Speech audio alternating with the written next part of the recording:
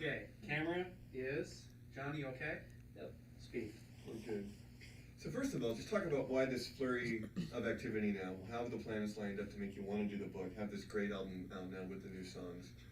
What's going on at this point in your life? What's going on at this point? Well, I would start by saying, can we just do that again? Can you ask the question again? Sure. Let's pause for a second. And rolling. So why now all this wonderful stuff happening for you? All this new activity? Well, after you sleep in a hole for a long time, I mean, I've been sort of not fully in the business for the last, I'd say, 20 years. I mean, partially, kind of with a fingernail still hanging in there. And but I've been recording and still touring, and doing a lot of private dates. And I mean, that's what you do when you have kids and your kids are in school and they need you home. And so, I mean, I've been doing that for a while. And why the book? Ordinary Girl kind of emerged out of a lot of requests for me to do a book, and then I didn't really want to do a book in the beginning, and I thought I was too young. And, I just thought, well, I'll do that when I'm 80, but I thought that at some point, maybe I have something to offer as a contemporary person who has lived a real life and has overcome many obstacles and I've persevered. And I think that there are probably millions of people in this country and around the world who have had obstacles in their lives that they feel thwarted by. And for me, Ordinary Girl is a kind of a living manual. It's meant to be a mirror so that you look in the book and you see yourself and maybe a situation that's similar, and you go, you know what? I can rise up from here. And I can fly. I can do this. And I mean, it's meant to be kind of an encouraging book to other people. Not so much even about, to me, it's not even so much about me as much as it's about the audience or the reader. But that being said, it is about you. And how easy, how difficult was it for you to put the stuff out on the page? What was the process like? It was very difficult to put the things on the page, and I suffered a lot to try to do that. And I was telling someone else recently that I had, when you hear writers talk about, oh, it was so terrible, and oh my God, it's really a very painful process, writing. It's not easy. I mean, I'm sure that there are people that it comes easy for, but when you have to look at an overview of your own life, I think writing fiction would have been easier for me. But writing about your own life and pieces of yourself and very difficult experiences within the framework of your life, and having them compounded in a small period of time is pretty difficult. So I think that it's nothing that I would rush to do right away. Of course, this was a gazillion seller. I might be convinced, but it would be a fiction book the next time.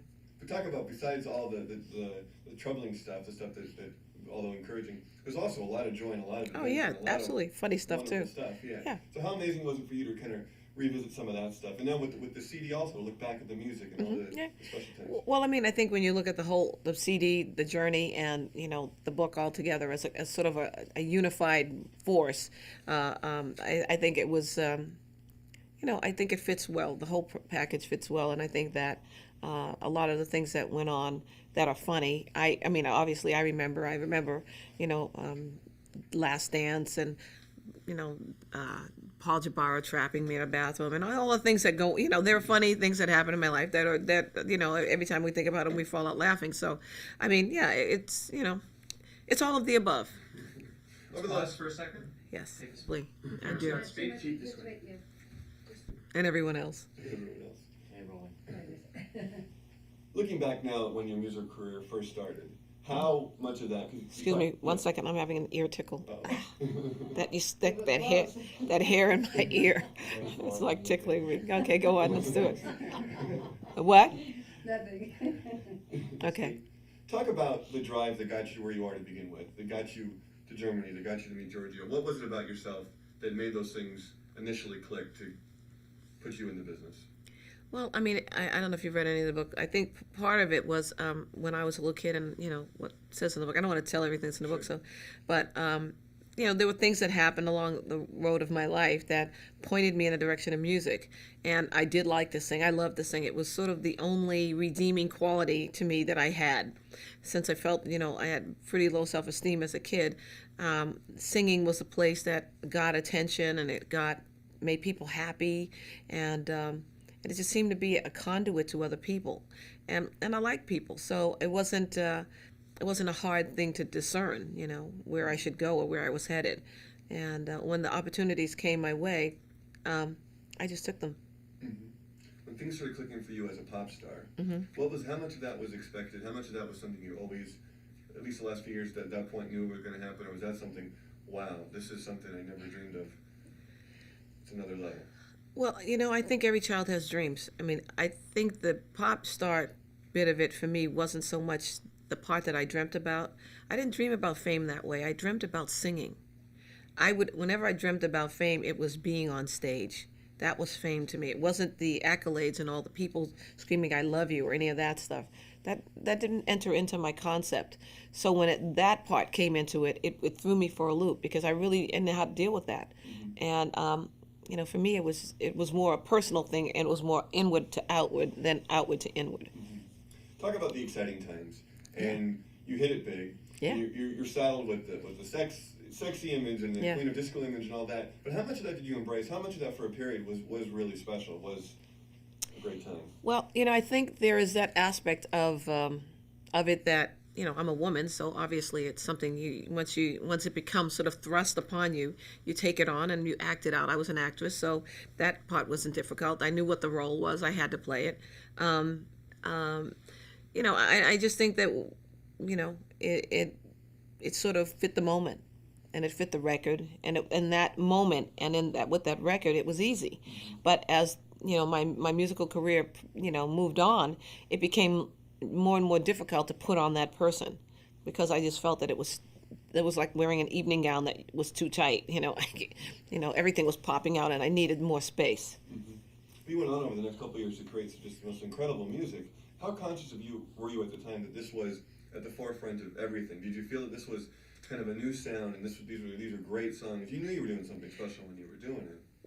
I was not. Growing up, I loved R&B music, but my voice was always really kind of pure, and it was, kind of a hassle almost at times, because I wanted to have more of that, like R&B sound, but it just wasn't my sound. And so when we started making music with the synthesizers, it seemed that my voice fit that feeling, and I felt at home in that kind of synthesized space, and it worked for me. And so I did feel that because synthesizers at that time were so new and people weren't using them in music at that point to that extent, I felt that we were definitely doing something kind of on the cutting edge at that time. Mm-hmm.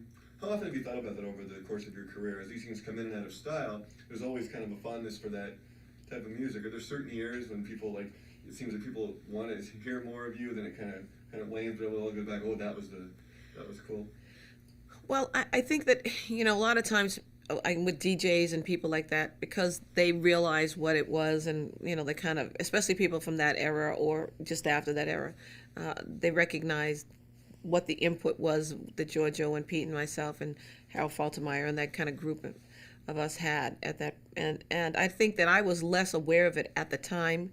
I mean, I was aware that it was happening, but I was so caught up in doing what had to be done that I really, didn't get caught up in anything but producing the music and not so much in people's opinion of it. Mm-hmm. But I think now, in looking back, in retrospect, I feel that I see the door that we opened, Mm-hmm. What was it like for Donna Summer to walk in, maybe here in LA, say, walk into a restaurant, a club in 1979, 1980, how the waters just must have parted for you? You look back at that period and think, wow, do you have fond memories of any of that kind of craziness that surrounded you? Well, like I said, I had 3 bodyguards.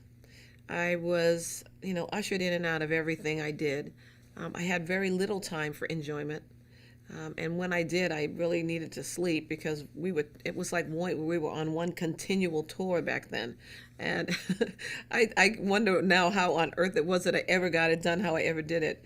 But yeah, I mean, when you go in a club and everybody makes room for you, or they prefer you and they give you preferential treatment, and it certainly doesn't hurt, but I don't require it as a human being, that someone does that, and I don't feel demeaned if they don't. I take it with a grain of salt, and I think I pretty much always have. Yeah. Talk about the last 10, 20 years and what you found in family and children and all that, and and just what that means to you at this point in your life. My family is everything. I mean, I had some very close calls in my life, of near-death experiences and other things with other people. And I think that when you experience those things, you realize that life is fragile. And I just, I try to have fun. I try to prank my kids. I try to, do whatever it is that makes them have memories. I'm kind of a prankster. And I think that would, that's very important. Not bad pranks, where it's, like that. What is that? Punking. Right. I mean, that's, that could get edgy there. I mean, I wouldn't want to punk somebody that, that might have a heart attack, or something. But I would, I just like to enjoy myself. I mean, life is short enough. And at this stage of the game, I'm in the business. I've decided to go back into the business for the moment anyway, and to pursue whatever that is that I have left in me to pursue, and to leave the legacy that will be left, and to have a good time. Yeah. How much fun is it? How much fun are you having now? You work with Giorgio again. You have the new songs. Talk about what the next few years hold in store for you. I don't know. I literally live day by day. I have the theory that, when you open one door, it sends a draft to the next door, and that door opens. So I don't always know which door is going to open. I just know that a door will open, and I don't sort of procrastinate. I let the people around me do that job, and I actually very often won't even let them tell me what's coming, because I like to be in the space I'm in now, like Carlos Castaneda, and I study the Bible, and I try to practice that as much as I can at all times. And I think that the balance of that now in my present career will make a big difference, hopefully for me, in how I deal with a lot of what goes on around me. And it has made me very much more conscious of my purpose and the legacy that I like to leave as a human being. The love and support of your fans that have embraced everything you've done, and you know will be there for you now. What's that like as an artist at this point in your career, knowing you have this? Invaluable, because I think, excuse me, an artist, having an artist mentality it's not a normal mentality. And I don't say that to make artists sound better or worse than people, but there's a certain mentality of people, a certain temperament that artists have. And you can be up here one day and be down there the next day, and it's really sometimes like a roller coaster ride, and it's not intentional. I think that when you create a lot, you burn off a lot of serotonin in your brain, and as a result of that, your body, you have mood swings, and it's sort of like someone eating a lot of sugar, and it's very similar. And so I think that having people that, your fans or fan base of people who really care about you, and who look beyond, the obvious to the hidden, and who are willing to dig in the obscure, then it makes you feel stabilized as a person. It makes you feel like, well, if I'm less than perfect, I know there's somebody out there who can accept that, who can handle that, and who will support me regardless. And I've had an amazing group of fans all my career, amazing. And I mean, honestly, they've almost become like my family. And so that is an amazing and wonderful thing. I don't mean to say amazing and amazing and amazing. You can cut that. But it is really a wonderful feeling, How ready are you to be out there again performing? Do you have dates planned? Is that something that you are going to do? Well, I probably will tour next year. Once I finish the book, we'll have a couple of different things to do. I do the book and that, and then we're going to go to Europe and do the book and that. So there's that whole thing. And then we will be picking up some dates here and there. I'll be doing, what is the thing in New York? KTU, is it? WKTU. WKTU at the, at where? At Madison Square Garden. But it's already sold out. And with Ricky Martin and Mark Anthony. And October 28th. And we will have, and I'll be doing a thing with Bette Midler on the 29th, I believe, in New York, Save the Streets of New York, or Save New York. What's the name of, anybody know the exact name of the charity? I'm not sure. New York Renovation. New York Renovation, that's it. And I'll be working, let me say this all over. I'll be working with Bette on New York Renovation in New York, on October 29th. And we'll be doing a banquet and a concert. And then I'll be going on the road again And I'm moving to a new house. You're a busy woman. Yeah. I'm reading some of the stuff here, and you mentioned Bette, and I think of other women that have kind of taken a similar creative road as you, and people talk about you as the ultimate diva, and the queen of this, and goes, how much of that, do you find those labels funny, obviously, or do you like to? Well, I don't think the word diva, I think if let's put it like this, I think of Maria Callas as the ultimate diva. And I think, because I really think with her, the word came into full play. I think with me, it's another story. I would like to think of myself as a diva with a heart, or the queen of hearts. I mean, somebody who really has a heart. And I don't take my divatum or my divaness, to the point of extravagance. I am only extravagant in what I do on stage, but not in how I am with other people. I try to be humble with other people and then to do the diva thing on stage, and maintain my own personality at all times. In other words, not go to that other place, Right. which we can go to, in terms of your talent, when people say that kind of thing, and just in terms of the talent Yeah. that you've kind of exuded over the years, what does that feel like when people still recognize that you have one of the greatest voices ever in popular music and the songs You're you've flushing me. written? Well, it's an honor.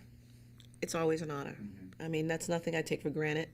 Like I said, I believe God gave me the talent. I give him the credit. I thank him for teaching me how to use it.